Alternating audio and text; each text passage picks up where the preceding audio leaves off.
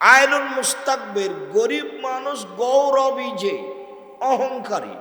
গরিব মানুষ অহংকার করে, কিভাবে বুঝবেন? রিক্সা নিয়ে মোড়ে গিয়ে রিক্সার উপরে উঠে বসে আছে। আপনি বললেন চলেন একটু সামনে যাব, তো বলছে এখন যাব না। আরে এখন যাবা না মানে? এই জন্যই তো তুমি এসেছো। এর নাম অহংকার।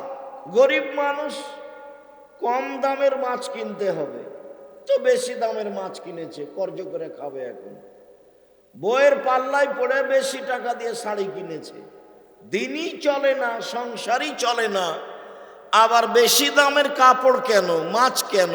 এর নাম হচ্ছে গৌরবী মানুষ, গরিব মানুষ। এর সাথে আল্লাহ কথা বলবেন না, তার স্বভাব ভালো নয়। এই জন্য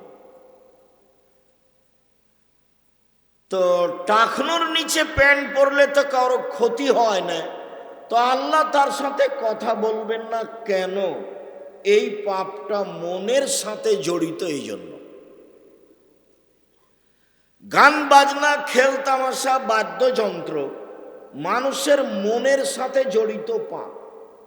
একটা মেয়ে নাচবে উলঙ্গ নগ্ন হয়ে, দেখে ভালো লাগবে, চক্ষু ঠান্ডা হবে, কলিজা ঠান্ডা হবে, অন্তর জুড়িয়ে যাবে। এই মনের সাথে জড়িত পাপ। এই জন্য এদের জন্য অপমানজনক শাস্তি। লোকটাও অন্যায় করেছে, 10 জুতা মারলো, কষ্টদায়ক শাস্তি। 10 লাঠি মারলো, কঠিন শাস্তি। তো বলল যে মাটিতে থুতু ফেলে জিভা দিয়ে চেটে নাও, এটাই শাস্তি। তো শাস্তি তো 3টাই, অপমানজনক কোনটা? পরেরটা হলো অপমানজনক। তো যারা মনের সাথে জড়িত পাপে লিপ্ত হবে, তাদের জন্য অপমানজনক শাস্তির ঘোষণা আল্লাহ তাআলা দিয়েছেন। তা হলো খেলতামাশা, বাদ্যযন্ত্র, তা হলো চাল চলনে, পোশাক আশাকে, নিয়ম কানুনে, খাতা কলমে, অফিস আদালতে, চলাফেরাতে, রাস্তাঘাটে, সব কিছুতেই ইহুদি খ্রিস্টানদের সাথে মিশে যাওয়া, শিষ্টাচারগতভাবে। এই নিয়ে আজকে অতীব গুরুত্বপূর্ণ তথ্যবহুল বিবরণ হবে বলে আমরা আশা করছি, ইনশাআল্লাহ।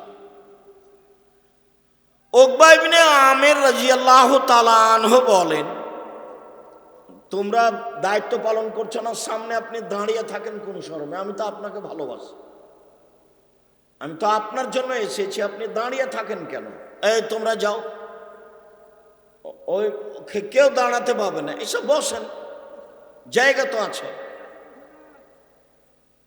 ওদেরকে যেতে বলো, তোমরা যাও, যাও, ওদের চলে যেতে বলো।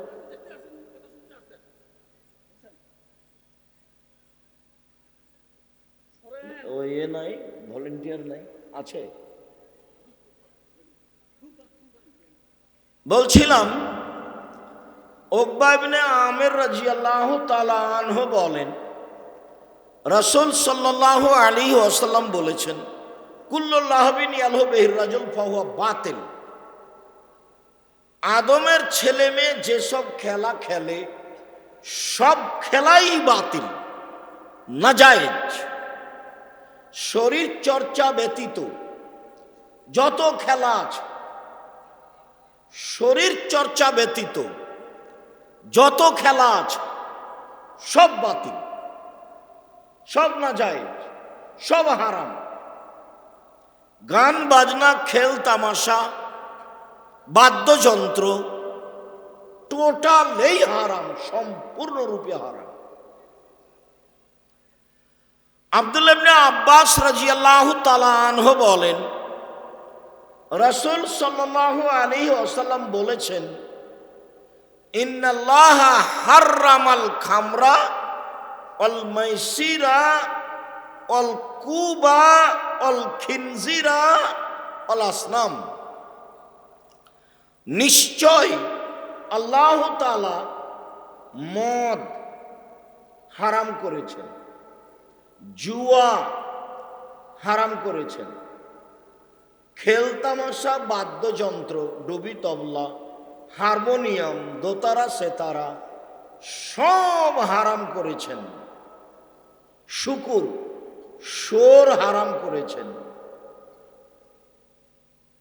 পুতুল হারাম করেছেন।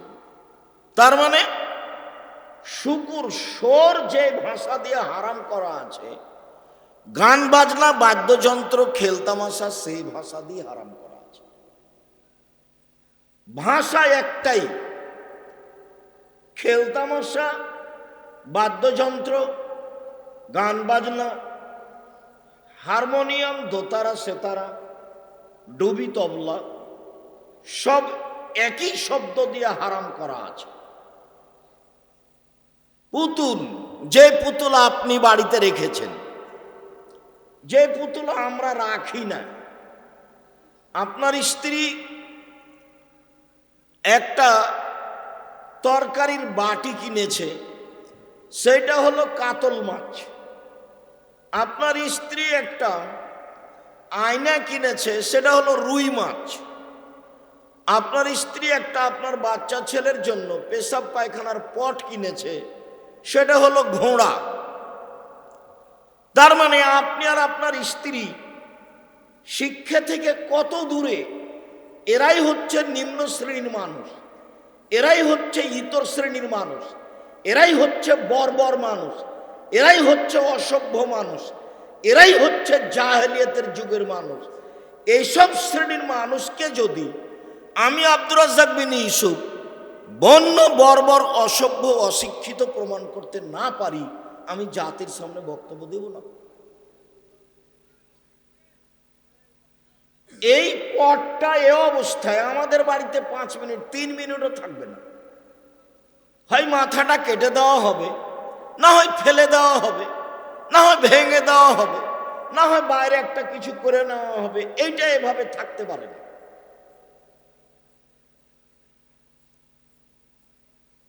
হতেই পারে না। কেমনে হতে পারে এটা? এই জাতি কি করে ইংরেজি বছরের জানুয়ারির প্রথম দিন এই জাতি কি করে মানতে পারে? কি করে তাদের সাথে খেলতামাশায় মত্ত হতে পারে? কি করে নাচ গানে মত্ত হতে পারে? এই জাতি অসভ্য, এসব ছেলেমেয়ের বাপ অসভ্য, এসব ছেলেমেয়ের মা অসভ্য। এরাই হচ্ছে ইতর শ্রেণীর মানুষ, এরাই হচ্ছে 3rd% অশিক্ষিত মানুষ, যার ব্যাপারে রাসূল সাল্লাল্লাহু আলাইহি সাল্লাম কঠোরভাবে বিরোধিতা করতে বলেছেন। আলোচনা যত শেষের দিকে যাবে, দেখবেন রাসূলের পক্ষ থেকে ভাষা তত ভারী হয়ে যাচ্ছে। দেখেন, উমামা বাহেলি রাদিয়াল্লাহু তাআলা আনহু বলেন, রাসূল সাল্লাল্লাহু আলাইহি সাল্লাম বলেছেন, লা তাবিউল কায়নাত, পৃথিবীর মানুষ তোমরা খেলতামাশা বাদ্যযন্ত্র ক্রয় বিক্রয় করো না, এর ব্যবসা চিরদিনের জন্য হারাম। দোকানে টিভি রেখে ল্যাংটা মেয়ে নাচিয়ে জিনিস বিক্রি করা, এই জিনিস, এই টাকা পয়সা সম্পূর্ণরূপে হারাম। এর বৈধ হওয়ার কোনো পথই নাই। এই কথা আমি বলিনি, এই কথা আল্লাহর নবী বলেন। লা তাবিউল কায়নাত, পৃথিবীর মানুষ তোমরা নাচ গানের মাধ্যম বিক্রয় করো না, এর ব্যবসা করো না, এটা দোকানপাটে রাখিও না, এর মাধ্যম রাখো না। 2, ওয়ালা তাশতারুহুন্না, তোমরা এইসব মাধ্যম ক্রয় করো না। গান বাজনা খেলতামাশার মাধ্যম তোমরা ক্রয় করো না। আদেশ, নিষিদ্ধ আদেশ, কঠিনভাবে নিষেধ করেছে। ধারাবাহিক যাচ্ছে দেখেন। ওয়ালা তুআল্লিমুহুন্না, এদের শিখিয়ে দিও না। গান বাজনা বাদ্যযন্ত্র দোতারা সেতারা হারমোনিয়াম ডুবি তবলা এদের শিখিয়ে দিও না, শিখিয়ে দেওয়া হারাম। হেডমাস্টারের হেডমাস্টারি চলে না মেয়ে নাচানো ছাড়া। হেডমাস্টারের হেডমাস্টারি চলে না গান বাজনা বাদ্যযন্ত্র ছাড়া। অথচ আল্লাহর নবী টোটালি হারাম করেছেন। এবার শোনেন একই হাদিসে শেষ বাক্য আরো কঠিন, ওয়াসামানুহুন্না হারাম, এর মাধ্যমে উপার্জিত সম্পদ হারাম। হারাম শব্দ আল্লাহ রাসূলের মুখের ভাষা, হারাম শব্দ আল্লাহ রাসূলের মুখের ভাষা। যত মাধ্যম আছে, নাচ গানের মাধ্যমে, ডুবি তবলার মাধ্যমে, সেতারা দোতারার মাধ্যমে, হারমোনিয়ামের মাধ্যমে, মেয়েদের নাচের মাধ্যমে, সব হারাম, টোটালি হারাম, সম্পূর্ণরূপে হারাম। আগামীকাল সকাল থেকে আপনার দোকানে মেয়ে নাচবে টিভিতে, আর আপনি ব্যবসা করবেন? এত নোংরা জঘন্য কাজ করে ব্যবসা করতে হবে না? অন্য ব্যবসা করেন, না কুলালে ভিক্ষা করে খেতে হবে। অবৈধ পন্থায় পয়সা উপার্জন করে সুখী জীবনের প্রয়োজন নেই। সময় বেশি দিন নয়, দেখেছিলাম একদিন বয়স 40, দেখি 60, তারপরে দেখি আর নেই। এর নাম বয়স। জুলুম করে, ক্ষমতা দেখিয়ে, অন্যায় অবিচার করে, লুটতরাজ রাহাজানি করে বেঁচে থাকার চেষ্টা করিয়েন না। ফেরাউন 1500 বছর জুলুম করার পর ডুবে গেছে, আর আপনাদের নেত্রী লম্বা সময় থাকার পরেও চলে যেতে হয়েছে সময় মাত্র 45 মিনিট। জুলুম কাউকে রক্ষা করে না, সময়ের ব্যবধান। কবে ধরবেন তিনি ভালো জানেন। তিনি বলছেন যে ইন্নাল্লাহা ইউমলি লিয-যালিম, জালেমকে আল্লাহ সুযোগ দেন। আল্লাহ নবী বলছেন যে আল্লাহ জালেমকে সুযোগ দেন, তো জুলুম করতে থাকে। এ যা আখাযাতুল্লাম ইউফলেথু, যখন তাকে ধরেন তখন আর ছাড়েন না। আল্লাহর ধরা বড় কঠিন। যখন সেই জনপদকে ধরলেন, যেই জনপদকে উল্টিয়ে দিলেন, আল্লাহর ধরা বড় কঠিন। যখন তিনি সেই জনপদের উপরে 7 দিন 8 রাত এক টানা লম্বা ভিন্ন ধরনের ঝড় বৃষ্টি প্রবাহিত করলেন, যা ছিল অতীব ঠান্ডা, যা ছিল ফেরেশতাদের কন্ট্রোলের বাইরে, যার শব্দ ছিল খুব কঠিন, তার আরবি হচ্ছে রিহে সরসার, খুব বেশি ঠান্ডা, খুব জোরে শব্দ, যা ফেরেশতার নিয়ন্ত্রণে ছিল না, আল্লাহর আদেশে ছিল। এক টানা 7 দিন 8 রাত এইভাবে চলতে থেকেছে। আল্লাহর ধরা বড় কঠিন। যখন যাকে ধরেছেন তখন তাকে ছেড়ে দেননি, তবে যারা জুলুম করে তাদের সুযোগ দিয়ে থাকেন, সুযোগ পেয়ে থাকে। চলেন, আবু মালিক আশআরী রাদিয়াল্লাহু তাআলা আনহু বলেন, রাসূল সাল্লাল্লাহু আলাইহি ওয়াসাল্লাম বলেছেন, ইয়াকুনু মিন বাদি আকওয়াম, আমার পরে যারা আসবে বহু মানুষ এমন হবে, ইস্তাহিলুনাল হেরা, তারা জেনাকে হালাল মনে করবে, অল হারিরা, রেশমি কাপড়কে হালাল মনে করবে, অল খামরা, মদকে হালাল মনে করবে, অল মাসিফ, বাদ্যযন্ত্র খেলতামাশাকে হালাল মনে করবে। প্রায় সব মোবাইলই বাজনা বাজে, প্রায় সব দোকানেই বাজনা বাজে, প্রায় সব বাড়িতেই বাজনা বাজে, প্রায় সব মোবাইলে মেয়ে নাচে, প্রায় সব দোকানেই মেয়ে নাচে, প্রায় সব বাড়িতেই মেয়ে নাচে। আল্লাহ রাসূলও বলছে, আমার উম্মত কয়েকটা জিনিসকে হালাল মনে করে নিবে। 1 জেনা, 2 রেশমি কাপড়, 3 মদ, 4 খেলতামাশা বাদ্যযন্ত্র। হাদিস বুখারী মুসলিম। যা হাদিস বুখারী মুসলিম মানে আমার আর আপনার আপোষের কোনো সুযোগ নেই। হাদিস বুখারী মুসলিম মানে যা বললাম সেটাই, ফিরে আসারও কোনো সুযোগ নেই। বুখারী মুসলিমের হাদিসে এও এসেছে, আইনানে তাজনিয়ানে জেনাহুমান নজর, দুই চোখের জেনা হচ্ছে চোখ দিয়ে দেখা। ওয়ালজনানে জেনাহুমাল ইস্তেমা, দুই কানের জেনা হচ্ছে কান দিয়ে শোনা। অলিয়াদ জেনা হাল বাদশ, হাতের জেনা হচ্ছে হাত দিয়ে ধরা। আর রিজল জেনা হাল মাসি, পায়ের জেনা হচ্ছে পা দিয়ে চলা। জেনাল কাল তাতাওয়ানা তাস্তাহি, অন্তরের জেনা হচ্ছে এই বিষয়ে পরিকল্পনা করা। জেনাল কালবের আর নুতক, জেনাল লিসানা নুতক, জিহ্বার জেনা হচ্ছে কথা বলা। এগুলো সব জেনা, এই কথা মুহাম্মদ সাল্লাল্লাহু আলাইহি সাল্লাম বলেন, হাদিস বুখারী মুসলিম। রাসূল সাল্লাল্লাহু আলাইহি সাল্লাম বলেন, এতাফাসাদুনা তাফাসাদাল হিমারে, গাধা যেমন গাধীর সাথে মিলে লজ্জা বোঝে না, ষাঁড় যেমন গাভীর সাথে মিলে লজ্জা জানে না, মানুষ তেমন খোলা মাঠে জেনা করবে, লজ্জা বুঝবে না। বুখারী মুসলিমের এক হাদিসে এসেছে, এতাহারাজুনা তাহারুজাল হিমারে, গাধা যেমন গাধীর সাথে মিলে লজ্জা জানে না, মানুষ তেমন খোলা মাঠে জেনা করবে, লজ্জা বুঝবে না। রাসূলের মুখের ভাষা। আমার উম্মত জেনাকে হালাল মনে করবে, গান বাজনা বাদ্যযন্ত্রকে হালাল মনে করবে।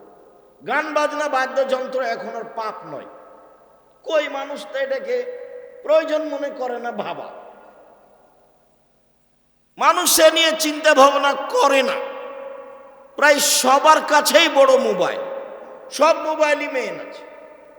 আমি আবার বলি যে নোকিয়া দিয়ে যদি জামিয়া সালাফিয়া চলে আমার কাছে, তাতে আমি আপনার নামটা সেভ করতে পারি না, রিং হলে শুধু অন করতে পারি। তা আমার এই নোকিয়া মোবাইলে রিং হলে অন করতে পারি, এই দিয়ে যদি জামিয়া সালাফিয়া চলে, তাহলে আপনার কাজকর্ম এই মোবাইল দিয়ে চলবে না, এটা আপনি কি দিয়ে বুঝাতে চাচ্ছেন? আপনার হাতে এই মোবাইল কেন?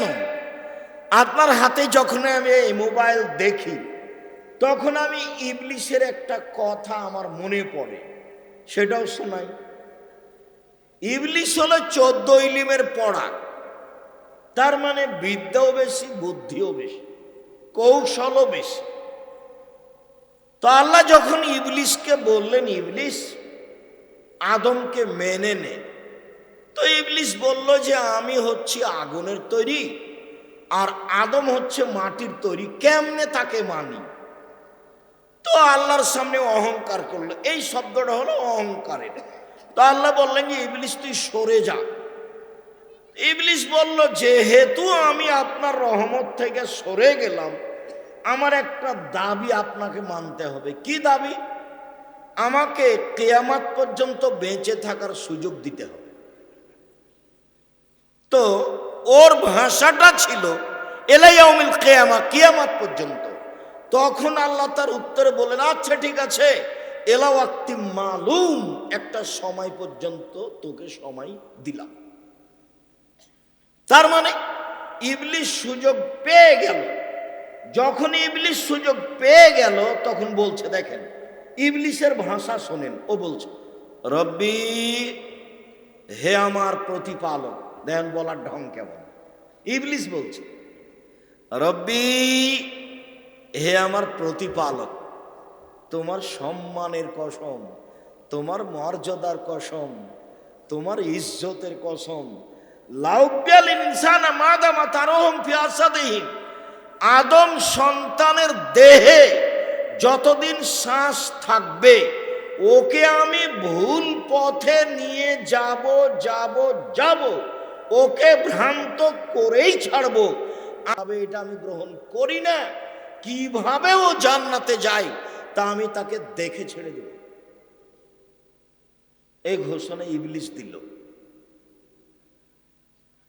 যত মাধ্যম আছে আপনাকে বোকা বানানোর, সব মাধ্যম ইবলিস জানে। তবে বড় বড় মাধ্যম হলো জেনা, নারী, বড় বড় মাধ্যম হলো টাকা, বড় বড় মাধ্যম হলো গান বাজনা, খেলতামাশা, বাদ্যযন্ত্র। এগুলো বড় বড় মাধ্যম ইবলিসের। এগুলো আপনাকে জাহান্নামে নিয়ে যাওয়ার জন্য ইবলিসের পক্ষ থেকে শক্ত মজবুত হাতিয়ার।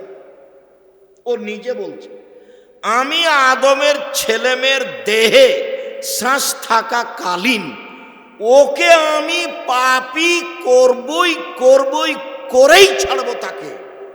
আমি জাহান্নামে যাব আর আদমের ছেলে মেয়ে জান্নাতে যাবে, এটা আমি করতে দিব না।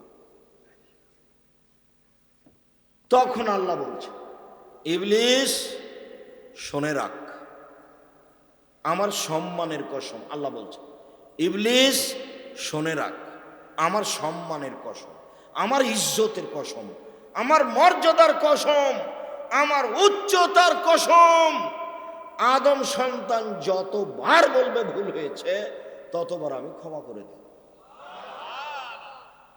তবে আল্লাহ এই কথা বললেন না যে ইবলিস তুই আদমের ছেলে মেয়েকে ভুল পথে নিয়ে যেতে পারবি না, এ কথা বললেন না। বললেন যে যতবার বলবে ও যে আমার ভুল হয়েছে ততবার আমি তাকে ক্ষমা করে দেব, এই কথা। তাহলে আপনার জন্য একটা কথা বলা থেকে গেল, সেটা কি? আস্তাগফিরুল্লাহ ওয়া আতুবু ইলাইহি। না হলে হচ্ছে না। আস্তাগফিরুল্লাহ ওয়া আতুবু ইলাইহি, আস্তাগফিরুল্লাহ আল্লাযী লা ইলাহা ইল্লা হুয়াল হাইয়ুল কাইয়্যুম ওয়া আতুবু ইলাইহি।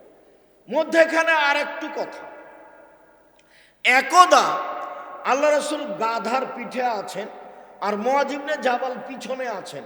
তো গাধা তো ছোট প্রাণী, তো মুআয ইবনে জাবাল আল্লাহর নবী থেকে কত দূরে আছেন? একেবারেই পাশে, কাছে লেগে আছেন। আল্লাহ রাসূল বলছেন, মুআয।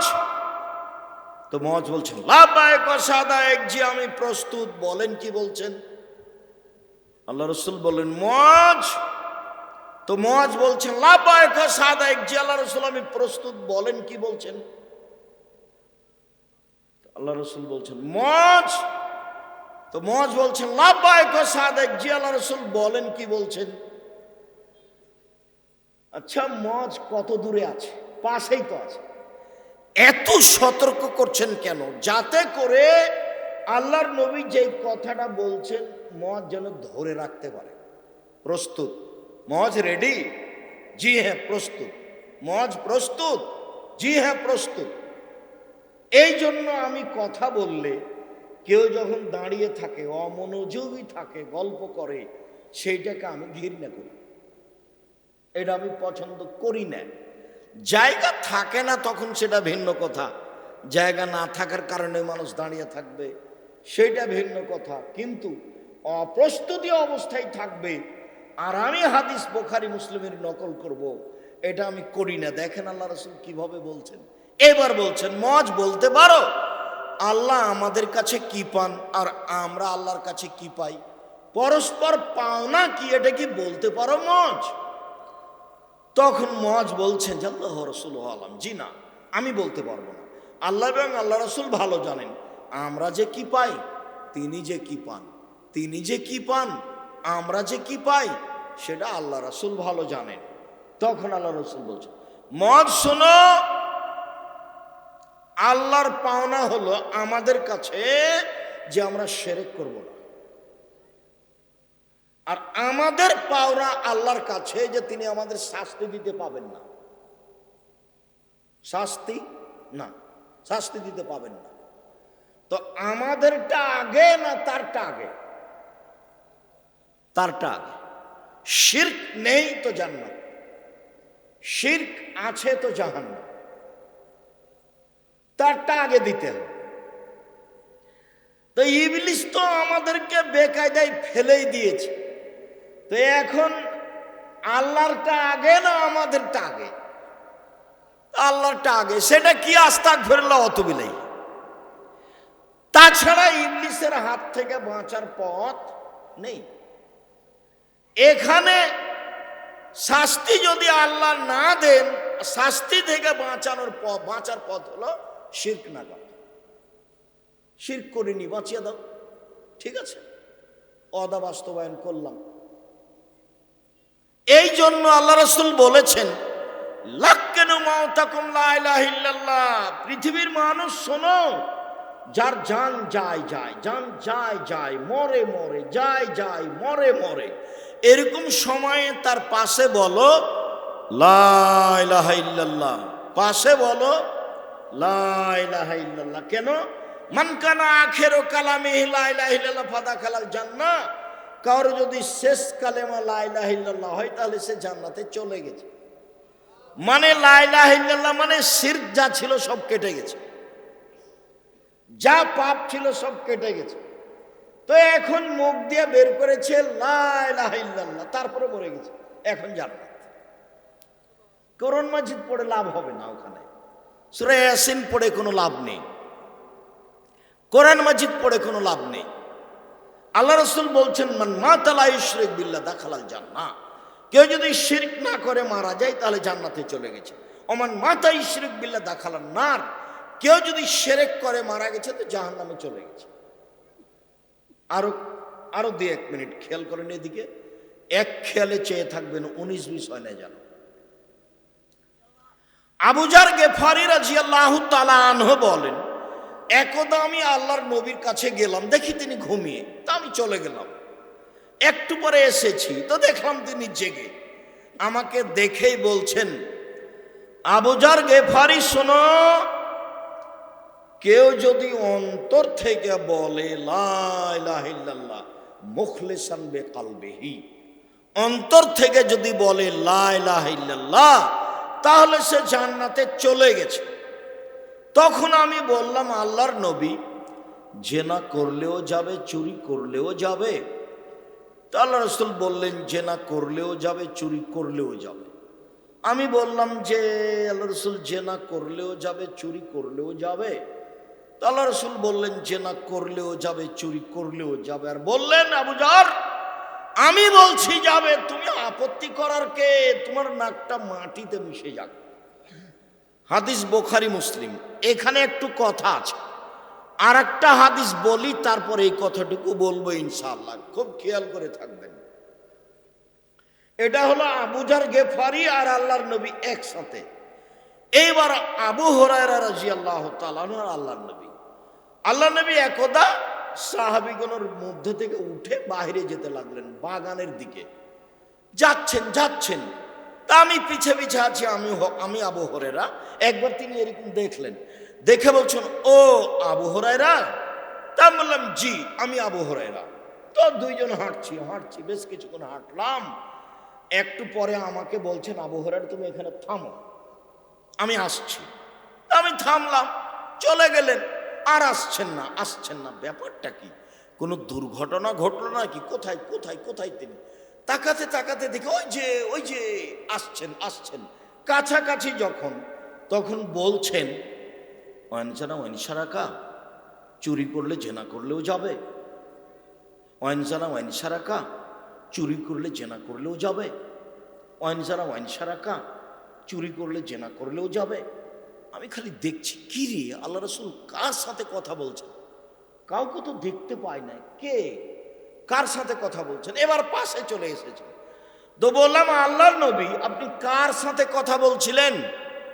এই যে খালি বলছেন চুরি করলেও যাবে, জেনা করলে যাবে, এটা যে আপনি বলছেন, সে কে? কার সাথে কথা বলছেন? তখন আল্লাহ রাসূল বলছেন, আরে শোনো আবু হুরায়রা, জিবরাইল আমাকে বলছেন, জিবরাইল আমাকে বলছেন, কেউ যদি শিরক না করে মারা যায় তো জান্নাতে চলে যাবে, জেনা করলেও চুরি করলেও। তখন আমি জিনিসটা ভারী মনে করলাম, ভারী মনে করে খালি বারবার বলছি, জেনা করলেও যাবে, চুরি করলেও যাবে। তো জিবরাইল বলছেন, জেনা করলেও যাবে, চুরি করলেও যাবে। আমি বলছি, জেনা করলেও যাবে, চুরি করলেও যাবে। তো জিবরাইল বলছেন, হ্যাঁ, এইভাবে উনি বলছেন। এই কারণে তুমি দেখতে পাচ্ছ না, কেননা জিবরাইলকে মানুষ দেখতে পাবে না, নবী ছাড়া।